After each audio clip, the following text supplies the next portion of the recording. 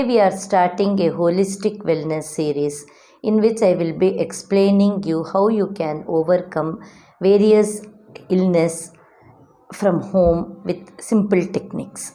I will be explaining it to you in detail, 7 factors about it. First is I will be explaining you about asthma. ये asthma जो है seasonal भी भड़कता है, वैसे भी ये जेनेटिकली पारंपरिक वंश में किसी को रहा तो भी आ जाता है. Genetically you get it, and sometimes it triggers due to seasonal problem.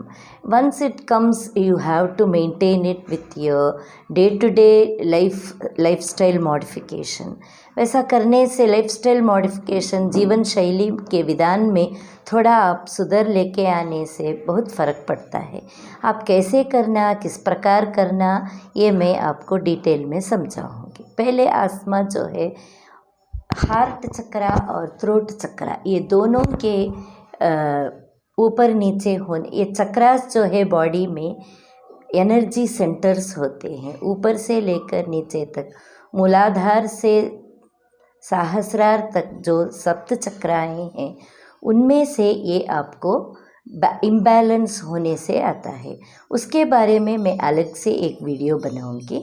अब मैं आपको इन डिटेल बताऊंगी कि ये आस्थमा जो है, ये हृदय का चक्र और थ्रोट गले का चक्र जो which we call heart chakra and throat chakra, इन दोनों के इम्बैलेंस से होता है. इसलिए इसको क्या करना, किस प्रकार करें तो ये प्रॉब्लम आपको बैलेंस रख सकते हैं. आप एक you can maintain A lifestyle which doesn't frequent triggering of this health issues is maintained and you lead a happy life. First I will tell you which color you have to imply to make this problem less. कौन सा रंग आप use करने से ये problem कम होगा. पहले जो है ये थ्रोट चक्रा के इम्बैलेंस से जब होता है तो इसके लिए आपको ऑरेंज कलर यूज़ करना पड़ता. ऑरेंज कलर किस प्रकार आप यूज़ करना और कैसे इसको यूज़ करना मैं आपको बताऊंगी. पहले जो है आपको एक टॉर्च ले लेना. एक टॉर्च ऑरेंज कलर लाइट के वाले, इसको आप मॉर्निंग इवनिंग 5 मिनट्स ऐसा ये थ्रोट चक्रा पे और आपके ऊपर हार्ट चक्रा से 4 इंच ऊपर इसको अपर थ्रोट लोअर थ्रोट चक्रा और अपर हार्ट चक्रा कहते हैं. यहाँ से लेके यहाँ तक आपको 5 मिनट्स ऑरेंज कलर पास करना है. अगर आपके पास ऐसा ऑरेंज टॉर्च नहीं है तो कुछ भी टेंशन की बात नहीं है. एक कपड़ा ले लीजिए, उसको ऑरेंज कलर में ऐसा डाल लीजिए, लाइट के नीचे बैठ जाइए. ये सेकंड ऑप्शन है. थर्ड ऑप्शन है, आपके पास एक ऑरेंज बल्ब है तो वो अपने पास रख लीजिए और वो लाइट के नीचे सुबह में 5 मिनट, शाम में 5 मिनट बैठने से ये प्रॉब्लम कम हो जाता. दूसरा है कि orange colour bottle, plastic bottles, virgin plastic bottles भी आजकल मिल रहा है. वो जो है वो एडिबल फूड ग्रेड का रहता है. उसमें पानी भर के लाइट के ट्यूबलाइट के नीचे 3 घंटे रख लीजिए. वही पानी को आप बार बार दिन भर पीने से ये प्रॉब्लम ट्रिगरिंग आस्थमा का ट्रिगरिंग कम होता है. और आपको मिलता है गेसर.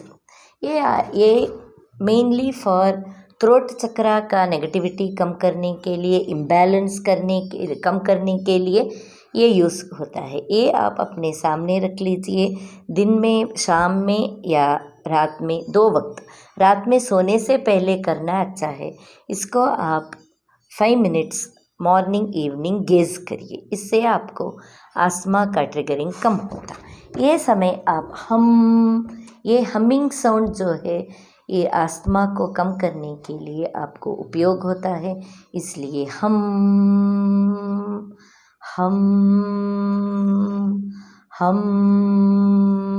ये साउंड आप सोने के पहले निकालने से आपका यहाँ पूरा ये इन्फ्लेमेशन और ये ट्रैक्ट जो है ये क्लियर होता है और आस्थमा ट्रिगरिंग का वो फ्रीक्वेंसी आपको कम करता है.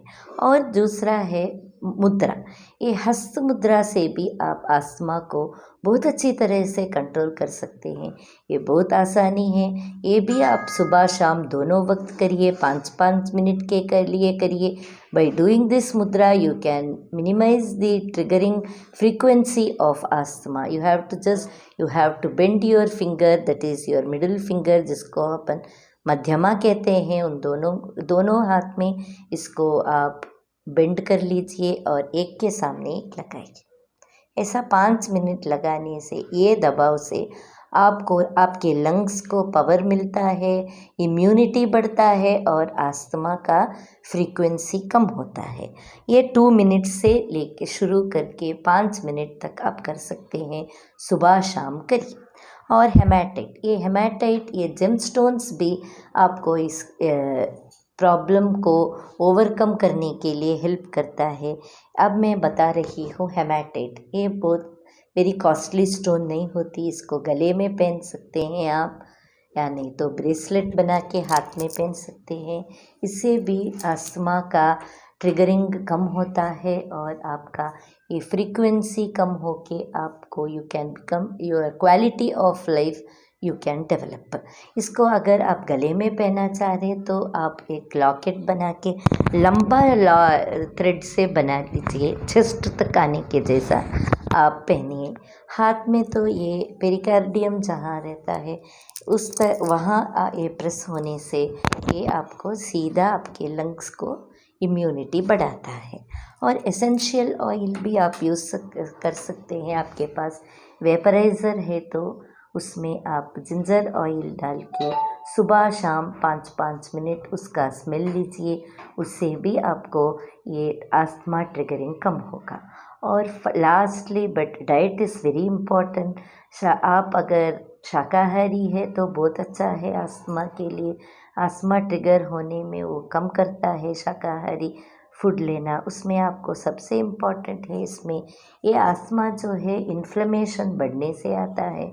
सो इन्फ्लेमेशन को कम करने के लिए फूड्स जो है आपके लिए बहुत काम आएंगे। पहले जो है फ्लैक्स सीड, ये फ्लैक्स सीड में आपको एंटी इन्फ्लेमेटरी प्रॉपर्टीज़ है और ओमेगा 3 फैटी एसिड्स भी है। इससे आपका इन्फ्लेमेशन कम होगा और अस्थमा ट्रिगरिंग कम होगा।